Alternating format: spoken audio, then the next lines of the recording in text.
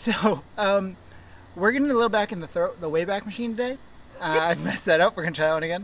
Okay, Okay, let's try again. Ready? Yeah.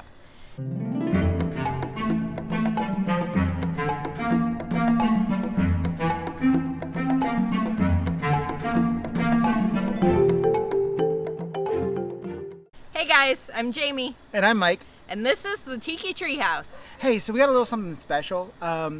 We're going through old videos, and so she found a video that I did years ago. 7 years ago, y'all. 7. Now she's trying to make me feel old. So working on how to figure out how to make Tonga toast, right? Because the Disney's Polynesian Resort is my favorite resort. We've been to many of them. We've toured them. We've looked around, but the Poly is just, there's something magical about it. And there's something about getting up early before everyone else in your party, going down and getting Tonga toast. Tonga toast. It's my favorite. And so I found a recipe, looked online. I want to say it was DFB. It was. I love you, AJ. You say it in the video. I'm just saying, we love DFB. And they had a recipe for Tonga toast. And I saw that, and well, this needs to happen because there's just something about it. And again, we're all about bringing the Disney magic home. How can we do these things? Mm-hmm. So Tonga toast we did a video 7 years ago on how to make Tonga toast. And so Jamie was looking through some of our old stuff, and she's found this, and she's like, oh, we got to use this. So here it is. Old video, so apologize for some of the production values aren't as good as they are now. Thank you. Keep in mind the cameras were not as good 7 years ago, especially phone cameras, because I'm sure it was an iPhone. Yeah, or something like that, right? But here is how to make Tonga toast at home. Disney is something that can be brought into everyday life. For example, one of the crowd favorite is Kona Cafe's Tonga toast found at Walt Disney World. Now, you can't always get down to Disney to enjoy one of your favorite desserts / breakfast. It works for both. But you can make it at home. So, and it's actually a lot simpler than it seems, though it sounds very daunting. Now, if you look below in the show comments, you'll see we'll have the ingredients and the recipe for you. But it's relatively simple. You're going to have bread, you have bananas, you have cinnamon and sugar for the topping, and you have egg, cinnamon, and milk, and a little bit of sugar. It's really simple. The hardest thing is finding what they have, and it's over here, this thing. You can get it actually a lot of places. You can order it online. This is it's going to be called a candy thermometer, or it's called a deep fryer thermometer. And you need it because you need to heat your oil to cook it, and you need to keep it about that 350, 370 right in there. But you don't want it to get too hot, or it can theoretically spontaneously catch fire, and obviously giant flaming things of oil in your kitchen. Bad plan. So anyway, it's relatively simple. You have your fresh bread, local bakery, support local, and basically what you do, you open it. You're going to cut it into about 3-inch thick slices, and then you're going to cut it in half, but not all the way. You don't want it. You want to basically what they call butterflying it. And you're going to have your banana, and you take this. Obviously makes for 4 servings of what we're making right here.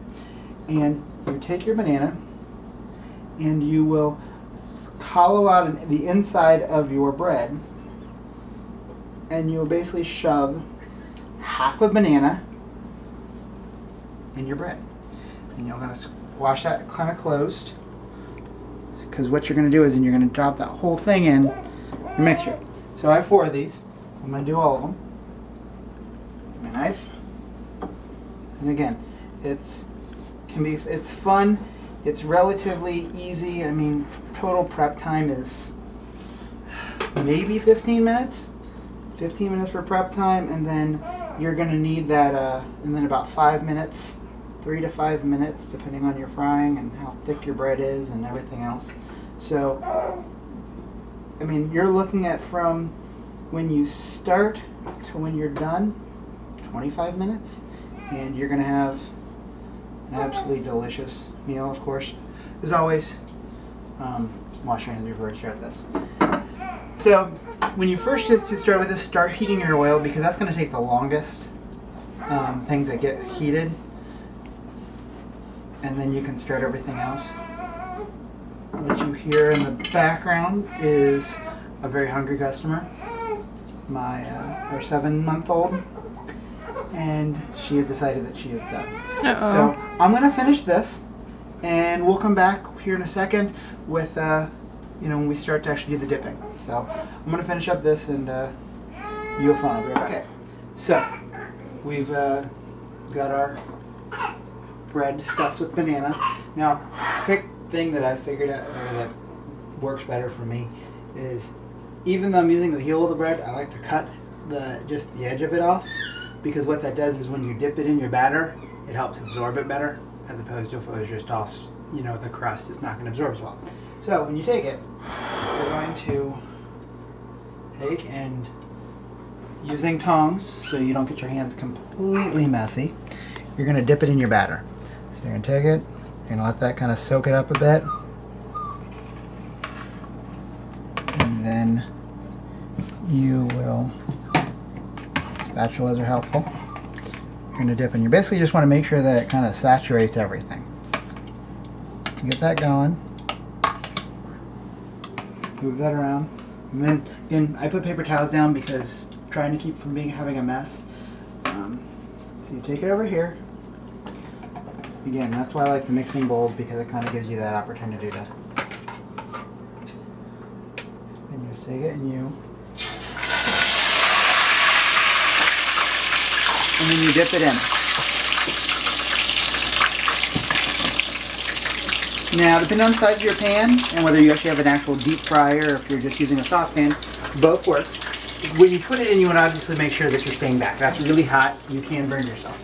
But you keep track. And then, so you're going to go for about 3 to 5 minutes. But you want to make sure you flip it halfway through, although you're going to have one side that's nicely golden brown and the other side that's kind of soggy stuff. So, you do that. And then you just flip over and go to your next one. Now one thing that I found I've learned through trial and error and kind of a mess was next to it when you're done, it's coming out, it's going to be dripping hot and oil and anything else. So if you put a cookie sheet with either parchment paper or even paper towel or something down, so when you take it out, you can put it down, there's the heels, because by the way, this serve makes for 4, but there's always an extra little bit of batter left behind. And what you can do is then dip it in your batter and deep fry it, and then you have breakfast for the next morning. If you're making this for dinner, like we are. So we flipped it once. You can tell that it's turning that nice, beautiful brown color. It's going to be a little bit, that caramel on the outside. The dog apparently wants some too. Put it in there. Just take it out, give it a glance, make sure it looks good, and again, this is why I love the cookie sheet that keeps you from getting, dripping hot oil around the house. That would be bad. So, I've got this one good, it looks lovely and battered. Take it and there it goes. And you just keep going. Again, the longer you let it sit in the batter, the more it's going to soak up. So obviously you're going to get more of the eggy French toast kind of flavor. So you don't want to just let it sit there forever, and also it's going to soak up all your batter. But you want to make sure that it's enough that it gets that good flavor. You need to mix it up a little bit between so it doesn't, all the cinnamon doesn't get scooped up in one and then nobody else gets any cinnamon. Recommend that. So, we're going to keep going. Alright, so we've got them. They're nice and still piping hot, but not so hot that they're going to burn me or anyone else. You take it, put in your cinnamon sugar.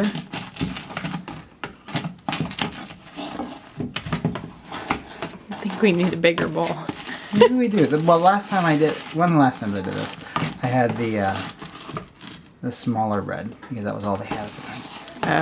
So I did it with a rounder loaf, which obviously, again, you can get it. You get it just. important part is you do not want to, you know, deprive anyone of the cinnamon and sugary goodness. Because let's face it, Tonga toast is good. But without the cinnamon and sugar, would it really be Tonga toast? I don't think so. Now, I would be remiss if I did not send out a huge shout out to the Disney Food Blog, which is www.disneyfoodblog.com.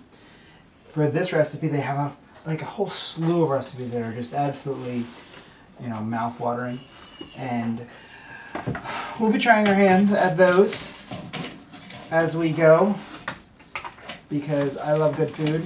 I love Disney. So at any point I can combine the two. Match made in heaven. So we hope you enjoyed that as much as I enjoyed rediscovering it. Tonga toast, ladies and gentlemen, from 7 years ago. And if you have any recipes that, one, you love and you make at home, particularly if you make it at home, let us know. Or if you have something that you want us to try, I will try my hand at anything. I may fail spectacularly, but let us know in the comments. And Disney recipes. Disney recipes, yes, okay, yes. Disney Channel. Disney Channel, Disney recipes.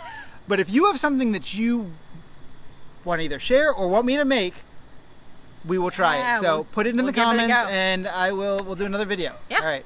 All right. See you later. Thanks for hanging in the treehouse.